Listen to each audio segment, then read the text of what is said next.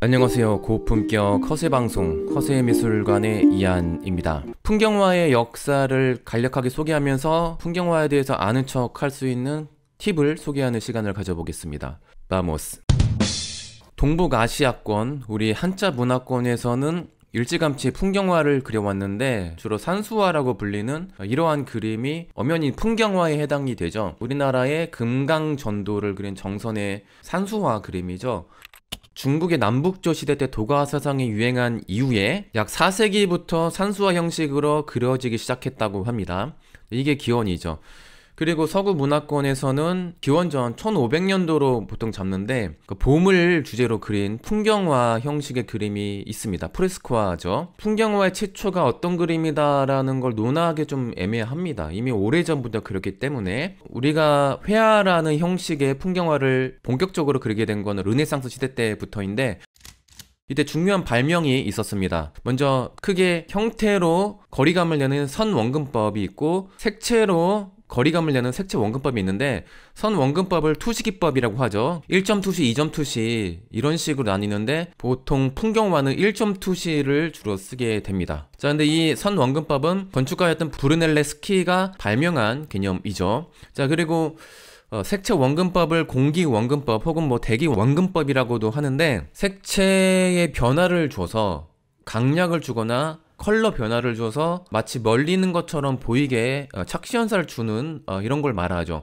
이걸 완성한 화가를 보통 다빈치로 많이 보기도 하는데 뒤에 있는 풍경을 멀리서 봤을 때 파랗게 보이는 현상을 이제 과학적으로 연구를 했기 때문에 이 뒤에 다빈치를 따라서 멀리는 산 같은 풍경을 푸른색으로 많이 그리는 앞에 있는 그림은 좀 강하게 강약 대비를 세게 하고 뒤에 있는 그림은 약하게 해주면 멀리 있는 것처럼 보이는 원근법을 말합니다. 그리고 이 시대 때에 신대륙이 발견됐고 대항 시대가 열렸죠. 르네상스를 일명 인간 중심의 사상이라고 세계관이라고 많이 보잖아요. 가끔 이런 생각을 해요. 홍익인간과 이념 비슷한 게 아닌가? 인간 중심이니까. 근데 제가 생각해보니까 뭐가 다르냐 하면 홍익인간의 정신은 모든 인간을 널리 이롭게 한다는 게 중요한 것 같아요. 근데 르네상스는 주로 일부 엘리트 계층을 위한 저는 사상이라고 봅니다. 그래서 일부 인간만을 이롭게 하는 게 르네상스의 한계가 아닌가 싶기도 해요. 역사 속에 부작용이 되게 많았다고 보거든요. 문예, 부흥운동 맞는데 예술 쪽에서 엄청난 발전을 이룬 건 맞지만 신대륙 발견한 이후에 노예제도가 생겼고 엄청나게 많은 원주민들을 학살했던 그 시대가 르네상스 시대 때부터 있었거든요.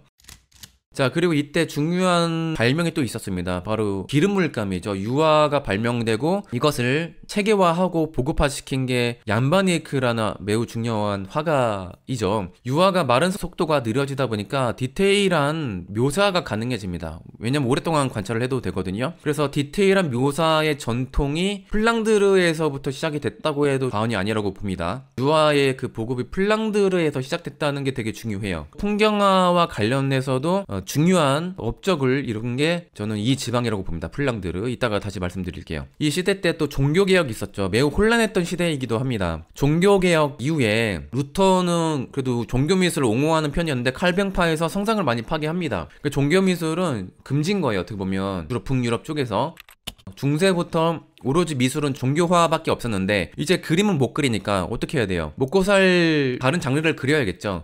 이때부터 풍경화라는 장르에 많은 관심을 갖고 또 수요가 많아집니다. 그리고 정무라도 또 마찬가지였고요. 주로 종교개혁이 일어난 신교도 지방이 지금까지도 주로 북유럽 쪽이죠. 독일부터 해서 플랑드르, 네덜란드 쪽 이쪽이죠. 그 옛날부터 올리브유가 아닌 주로 버터로 식용유로 썼던 그 버터 문화권에서 주로 종교개혁이 일어났었습니다. 버터와도 중요한 연결고리가 있거든요. 그거에 대해서는 좀 방송을 또 봐주시기 바랍니다. 르네상스 관련된 종교화 대신 풍경화를 많이 그리는데 북유럽에서 중개무역으로 발달했던 부유했던 도시가 플랑드르 지방이죠. 유화가 여기서 발명이 됩니다. 그러다 보니까 풍경화가 일찌감치 발달할 수밖에 없는 아주 중요한 요인이 있었던 거죠. 종교개혁의 그 시대적 배경과 유화를 발명했다는 지리적 위치까지 더해져서 플랑드르는 풍경화 발전에 있어서 중요한 그 위치를 차지하게 된다고 볼 수가 있습니다. 초기 플랑드르 르네상스의 풍경화 전문 화가를 굳이 따지면 빠띠니르라는 화가를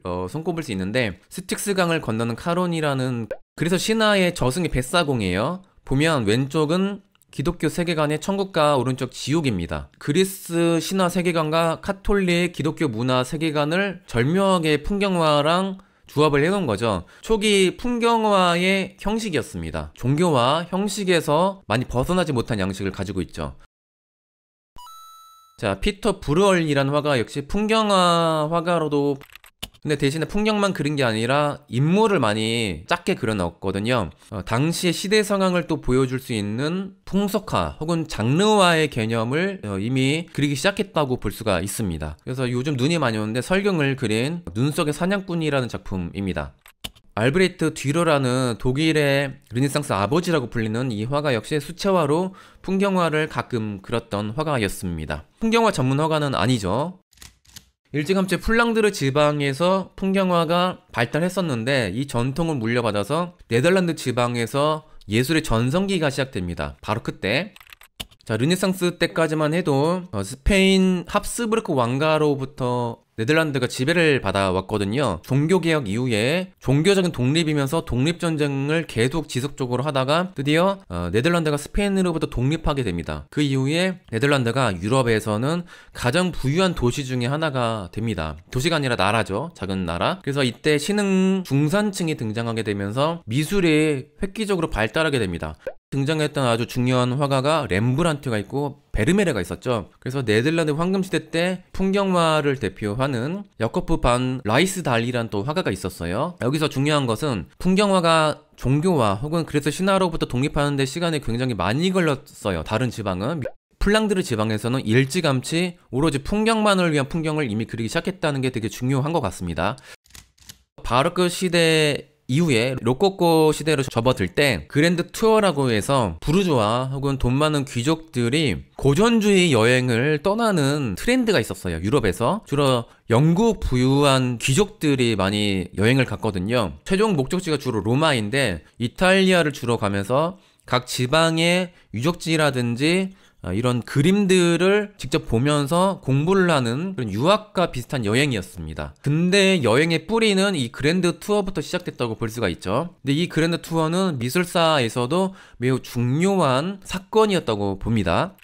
바로 그때 가장 인기가 많았던 풍경 화가는 클로드 로랭이라는 프랑스 출신의 주로 로마에서 활동했던 화가입니다. 주로 태양이 지는 일몰 주제로 환상적인 태양 역광을 황금빛으로 연출하는 그림을 주로 그렸던 화가입니다. 자, 그런데 보통은 그리스 신화 혹은 종교화를 믹스해서 많이 그렸습니다. 여기도 하나 힌트가 있죠. 파란색 옷과 아기, 성모 마리아를 연상하는 인물이 작게 그려져 있다는 거. 아직까지 종교화에서 완전히 벗어나지 못했다는 것을 알 수가 있죠. 환상적인 그림풍을 일명 픽처레스크라고 하는데 이게 뭐냐면 옛날 남진씨 노래인가 저 푸른 초원위에 그림 같은 집을 짓고 할 때 그림 같은이라는 이 표현이 픽처레스크라고 보시면 돼요. 그러니까 현실보다 더 환상적인 아름다운 그런 풍경을 볼 때 우리는 그림 같다고 하잖아요. 그러한 부류의 그림을 그린 화가의 원조가 클로드 로랭이라고 볼 수가 있죠. 전통 고전주의를 추구했던 풍경화가였습니다. 풍경화가의 영향력으로 따졌을 때 미술사에서 가장 큰 업적을 세운 화가가 이 클로드 로랭이니까 꼭 기억해 주시길 바랍니다. 특히 영국에서 엄청난 인기를 끌었거든요. 이 영국 귀족들이 로마 여행 가면 클로드 로랭의 그림을 엄청나게 많이 구입을 했다고 합니다. 워낙 인기가 많아서 영국으로 많이 가져갔던 거죠. 그래서 이 클로드 로랭의 그림이 현재 영국에도 많이 전시되어 있습니다. 자, 그리고 그랜드 투어 때 베네치아도 많이 갈 텐데 지금 인증샷을 너무 잘 그려주는 화가가 있었어요. 이런 화가들을 베투타 화가라고 하죠. 당시 카메라 그런 엽사가 없었을 때 그것을 대처할 그림이 필요했습니다. 왜냐면 다시 돌아가서 귀족들한테 자랑해야 되거든요. 내가 이런 데 갔다 왔다. 난 그림, 이 유명한 화가한테 그림도 샀어. 봐봐. 이렇게 자랑해야 되거든요. 이때 엄청나게 그림을 많이 팔아서 매우 유명해진 화가가 까날레토라는 베네치아의 이 풍경 화가입니다. 이 화가도 그래서 신화 그리고 종교화로부터 완전히 독립된 그림을 그리고 있습니다. 이 이탈리아에서는 이전에 클로드 로랭과 까날레토의 그림을 영국 귀족들이 엄청나게 수집하다 보니까 이후에 영국에서는 풍경화가 획기적으로 발달하게 됩니다. 이런 연관성이 있어요. 자, 낭만주의 시대가 시작됩니다. 자, 이 시대적 배경을 보면, 자, 르네상스의 인간 중심적 세계관이 많은 부작용이 있었다 그랬잖아요. 자연을 막 착취하고 극복의 대상으로 여기다 보니까 무분별한 이런 개발, 자원 약탈, 환경 파괴 이런 심각한 부작용이 점점 일어나다가 절정을 이루는 게 바로 산업혁명이죠. 영국에서부터 제일 먼저 일어났습니다. 18세기에 엄청나게 많은 자연이 파괴되고 환경 오염의 그 심각한 부작용이 일어났죠. 실향민도 생기고 도시 노동 문제가 생기고 많은 사람들이 물질 그 문명 사회에 대한 환멸을 느끼게 됩니다. 그러다 보니까 자연의 가치를 재발견하게 돼요. 뒤늦게 이제 성찰하게 되는 거죠. 유럽인들이 자연으로 회귀하는 이런 사상이 등장하게 되면서 자연을 굉장히 존경하게 되고 인간성 회복을 이때부터 중요하게 여기게 됩니다. 환경 파괴도 제일 먼저 일어났던 영국에서 이런 사상이 등장하게 되는 거죠. 그 뒤로는 독일도 이런 게 시작되고요. 나중에 프랑스까지 이런 사상이 영향을 주게 됩니다. 자연은 인간이 만든 문명의 인위적인 측면과 대립되는 신성한 창조물로 여기게 됩니다. 이게 되게 중요한 말이에요. 그래서 낭만주의가 이때 시작되는데, 이전에는 고전주의 그림을 그렸을 때는요 엄숙하면서 공식대로 그리게 되는데, 자, 이제는 화가들이 개인적인 감성을 중요시 여기게 됩니다. 고전주의 방식은 역사와 신화, 종교를 가미해서 그렸다 그랬잖아요. 이게 관례적인 표현이 아니라 직접 보고 느낀다는 게 중요해요. 그리고 억지로 자연을 이상화하거나 억지로 왜곡하지 않고 사실 있는 그대로 표현하기 시작한 시기이기도 한데, 대신 관찰한 것을 자기의 감성대로 느낌을 살려서 그리는 게 바로 낭만주의라고 볼 수가 있죠. 그 낭만주의 시대 때 자연을 예찬했던 풍경화가들의 성향을 정말 잘 알 수 있는 그 비유가 뭐냐면, 우리 고려시대 때 청산별곡 마인드입니다. 얄리얄리 얄리아정 얄야리얄라 기억나시죠? 청산은 살얼이랐다, 이런 마인드예요. 아니, 물질 문명 떠나서 나 이런 자연과 벗어나면 살겠다, 약간 현실 도피적인 마인드도 약간 있거든요. 낭만주의 시대 때의 풍경화가들의 그 감성을 정말 잘 표현할 수 있는 그 비유가 바로 청산별곡 마인드라고 저는 봅니다. 영국부터 이 풍경화가가 엄청나게 발달했다고 그랬잖아요. 양대 산맥이 있었습니다. 그 첫 번째 윌리엄 터너, 영국에서 가장 유명한 화가라고 봐요. 얼마나 유명했으면 예술상에서 터너상이라고 있거든요. 그만큼 유명한 화가인데, 이 화가는 당시 활동할 때 일찌감치 아카데미에서 인정을 받고 성공한 화가였습니다. 클로드 로랭 그 바로크 시대 때의 풍경화에 영향을 받았고, 자연의 그 엄청난 스케일의 변화, 무쌍함, 광대함, 그 두려움을 가졌던 화가라고 봐요. 폭풍우라든지 그 엄청 큰 파도 같은 스케일이 큰 역동성을 굉장히 많이 그린 화가였죠. 그래서 이 화가의 그림은 드라마틱하다라는 그런 특징이 있고, 풍경에서 동세를 그린 그런 화가였습니다. 그리고 이 그림도 그렇지만 뭔가 대기, 빛과 색채의 변화에 많은 관심을 가졌던, 그 시각적으로 어떻게 보여지는가를 굉장히 많이 연구했던 화가라는 거, 이런 성향이 나중에 인상주의 화가에 많은 영향을 주게 되죠. 이미 솔직히 인상주의를 그리고 있는 화가라고 봅니다. 전혀 다른 스타일의 풍경화가가 또 있었어요, 영국에서. 이 화가는 터너와는 좀 다르게 뒤늦게 주목을 받았습니다. 존 컨스터블이라는 화가인데, 낭만주의 화가로 일단 시대적으로 평가를 받지만요, 오히려 성향을 보면 사실주의에 가까운 화가였다고 봅니다, 저는. 그래서 이 화가는 터너와는 다르게 뭔가 서정적이고 목가적이고 고요한 정적인 자연을 많이 그리고, 상상이 아닌 직접 관찰한 것을 솔직하게 꾸밈 없이 표현하려 했던 게 이 화가였어요. 그래서 제가 오히려 사실주의에 가까운 화가였다고 제가 많이 보는 거죠. 같은 낭만주의 시대 때 화가지만 성향은 사실주의에 가까웠던 화가라고 구별하는 게 좀 맞다고 봐요. 그래서 터너에 비해서 매우 객관적이고 디테일하게 그린다는 게 차이점이죠. 풍경화의 역사에서 직접 관찰하는 것을 가장 중요하게 여겼던 그 초창기 화가가 저는 존 컨스터블이라고 봅니다. 그리고 이 화가 역시 고전주의 화가들처럼 원근법이 이렇게 그려야 돼, 색깔은 이렇게 짜맞춰야 돼, 노을 질 때 풍경을 만들어야 돼, 이런 억지로 포토샵 처리 같은 이런 관례적 표현을 매우 싫어했습니다. 억지로 이상화시키지 않았던 거죠. 유명한 명언을 했죠. 어떤 날이든 자연은 똑같지 않다, 심지어 나무 한 그루에 달린 두 개의 잎조차 같지 않다라는 유명한 명언을 했었습니다. 영국과 더불어서 독일에서도 이 낭만주의 풍경화가 발달하게 되는데, 그 대표 화가가 가스파르 다비드 프리드리히라는 화가, 이전에도 이 화가를 언급한 적이 있었죠. 안개 바다 위의 방랑자라는 명작을 그렸던 화가인데, 자연을 보고 자신을 돌아보는 듯한 이런 성찰적인 그림을 많이 그린다라는 게 전 차이점이라고 봅니다. 그래서 이 화가의 다른 풍경화를 보면 대자연을 관찰자가 관찰하는 듯한 이런 시점으로 많이 그리게 되죠. 이 화가가 활동했을 때는 어느 정도 성공을 했으나 어느 순간 역사적으로 묻혀 있다가 나치가 게르만 민족의 우수함을 뛰어남을 선전했을 때 그 나치 선전하는 그림에 이용됩니다. 이 화가는 오히려 전체주의 제국주의와는 전혀 다른 상반된 화가거든요. 성향이 자연을 사랑한 사람이 자유를 사랑한 낭만주의 화가들 제일 싫어하고 경멸하는 게 오히려 전체주의 이런 그 파시즘 쪽이거든요. 의도와는 다르게 나치가 선전하다 보니까 2차 세계대전 이후에 금기시됐던 화가의 그림이었어요. 언급조차 좀 위험했던 시기였던 거죠. 그러다가 이제는 객관적으로 이 화가를 볼 수 있는 시대가 되면서 1970년도에나 뒤늦게 재조명받게 되는 거죠. 프리드리히였습니다.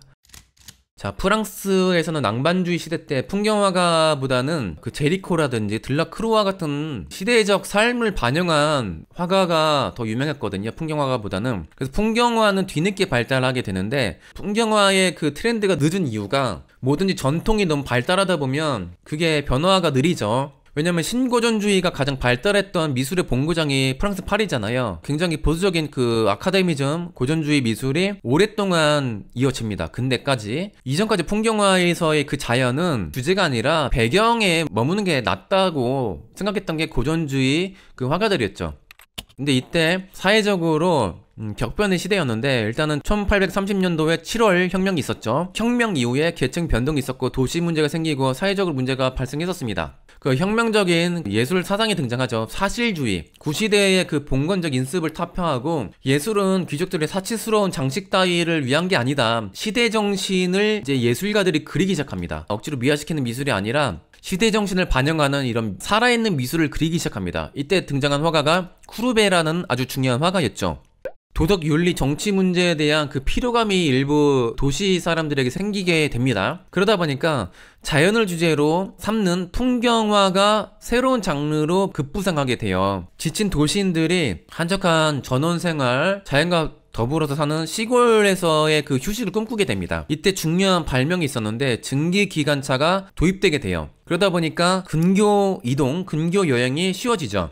프랑스 파리 사람들이 1시간 거리에 가까운 곳에 대자연을 느낄 수 있는 그런 좋은 곳이 없나 찾기 시작했습니다. 그런 시대적 욕구가 잘 맞아떨어지는 최적화된 곳이 있었습니다. 바로 거기가 퐁탱블루 숲에 자리한 바르비종이라는 마을이었어요. 파리에서 60km 지점에 있는 이 마을이거든요. 도시인들이 많은 여행을 갔거든요. 그리고 화가들도 바르비종 이 마을에서 대자연을 느끼면서 그림을 많이 그리기 시작합니다. 바르비종파가 이때 생겨나게 되는 거죠. 물론 파리에서도 인기가 많았지만 미국에서 선풍적인 인기가 있어서 미국 화가들이 일부러 바르비종에서 그림을 그릴 정도로 그만큼 미국에서 선풍적인 인기를 끌었던 바르비종파였습니다.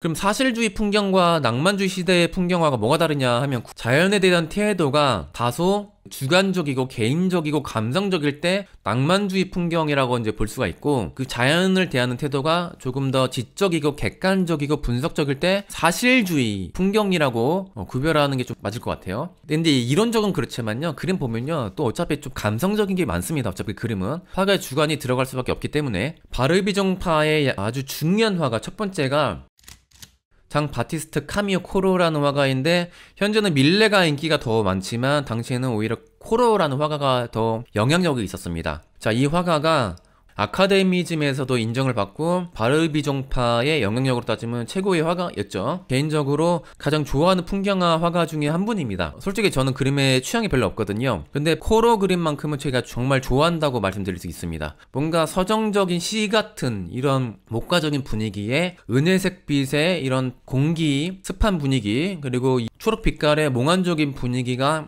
바로 이 화가의 매력이죠. 모르트 퐁탱이라는 곳에 여행 갔을 때의 그 기억을 담아서 그린 작품이죠. 본래 사실주의가 있는 그대로 관찰하는 게 취지인데 이거를 뭐 기억해서 그랬다고 하니까 이런 거예요. 이론과 원래 현실은 좀 다르다고. 이 화가 역시 바르비종에서 퐁탱블루 숲에 직접 가서 야외에서 많이 그렸던 초기 화가이기도 합니다만 연출된 그림도 그렸다는 거. 제가 봤을 때는 카메라가 이제 도입된 뒤니까 사진의 그 영향도 많이 받았을 것 같아요. 사진을 좀 많이 찍어놓고 그것을 다시 보고 연출해서 그리지 않았을까라는 생각도 듭니다.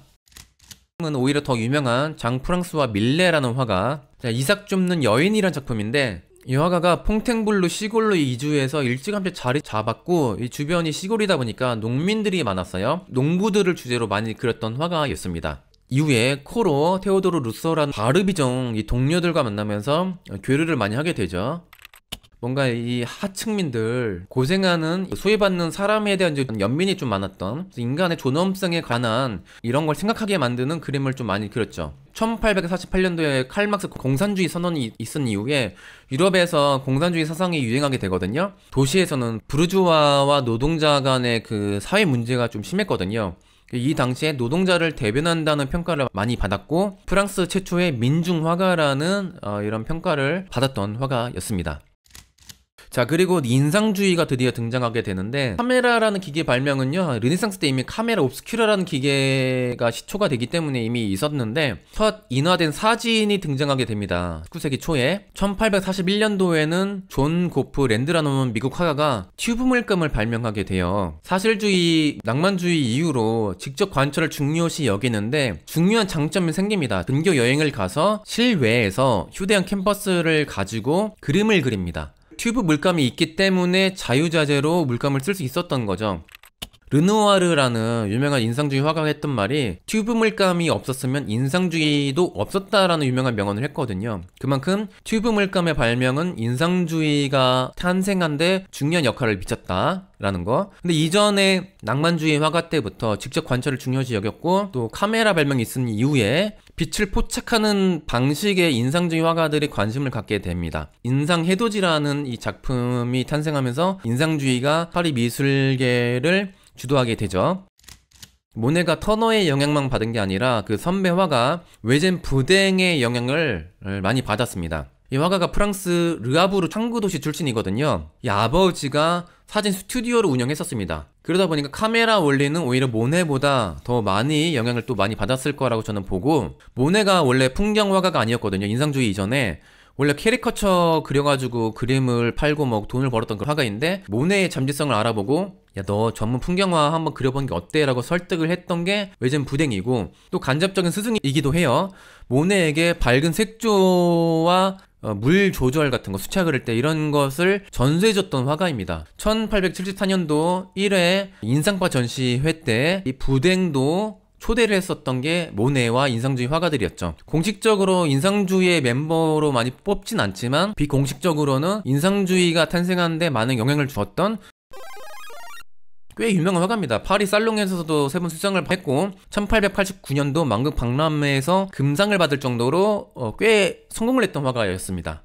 자, 우리 모네 그림은 소개를 많이 했으니까 또 대표적인 인상주의 화가 중에 피사로의 그림을 예시로 드는데, 파리의 그 겨울 아침에 몽마르트 거리를 그렸거든요. 이게 약간 비욘디 같기도 하고 그래요. 자, 그러면 이 기법도 그렇고 그림 방식도 뿌연 이런 터치도 그렇고 이전 낭만주의 시대부터 사실주의 화가들이 이미 많이 쓰던 게 또 있거든요. 그럼 제가 인상주의가 그럼 그전 화가와 뭐가 다른데, 솔직히 그렇게 혁명적인 게 튜브 물감을 쓴 혜택을 많이 누린 거 말고 또 뭐가 있을까 생각을 해봤는데, 첫 번째가 컬러를 굉장히 호감 있는 밝은 색깔을 썼다는 거. 당시에 많은 미술 애호가들의 사랑을 받았다는, 색깔이 매우 호감이니까 이거는 그들의 감정에 가깝다고 봐요. 그리고 두 번째 중요한 게 있어요. 저는 이전에 생각 못하다가 그럴 수 있겠다고 생각한 게 뭐냐면, 피사로의 이 그림을 보면서 인상주의 화가들이 전위적인 이런 화파를 구성했던 것도 그렇고, 새로움을 받아들이는데 거부감이 없었던 아방가르드의 대표 화파잖아요. 그래서 최신 트렌드에 매우 민감했던 화가였다. 이게 매우 큰 중요한 장점이었다고 봅니다. 이전 풍경화가들 생각해보세요. 트렌드와 전혀 상관없는 자연을 그렸단 말이에요, 주로. 그런데 이 화가들은 자연뿐만 아니라 도시에 굉장히 관심이 많았어요.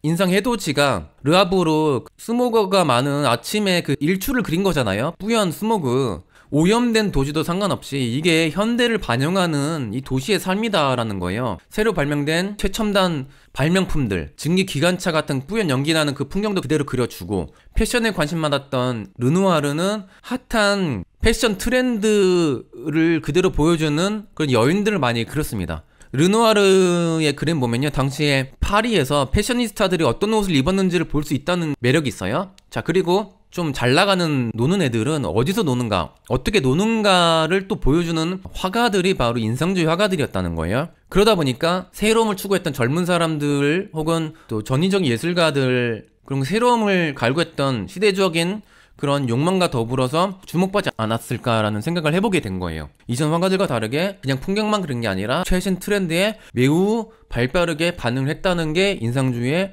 아주 중요한 업적이었다고 볼 수가 있습니다. 인상주의 화가들 중에 덜 조명받았지만 매우 매력적인 화가였다고 봅니다. 뭐 설명할 건 필요 없고요. 시슬레의 그 굵직한 터치, 그리고 특유의 그 호감 가는 하늘색 그 컬러를 보는 매력이 있는 화가라고 봅니다. 자, 인상주의를 더 발전시켜서 후기 인상주의, 일명 신인상주의라고 하는데, 주로 쉐라라는 화가가 인상주의의 한계를 발견하고 이걸 또 발전시킵니다. 색채는 아무리 맑게 쓰려고 해도 섞이는 순간 채도가 확 낮아지죠. 채도를 낮추지 않고 원색으로 그릴 방법이 없을까 생각했을 때 빛의 혼합 기법을 연구하게 됩니다. 그러니까 당시 과학적으로 색 광학 이런 연구를 많이 했었던 시대였거든요. 그런 논문도 보고 이런 연구를 바탕으로 해서 분할주의라고 해서 우리가 일명 잘 아는 전묘기법을 개발하게 됩니다. 그래서 이런 명작을 남겼는데 안타깝게도 32세 때 일찍 요절했던 그런 화가 있습니다. 그래서 이 바톤을 물려받아서 폴 시럈이라는 화가가 전묘기법을 더 연구하게 되죠. 뭐 탈인상주의라고도 볼 수가 있고, 후기 인상주의 화가 중에 현대미술의 아버지라고 평가받는 폴 세잔도 매우 중요한 화가였죠.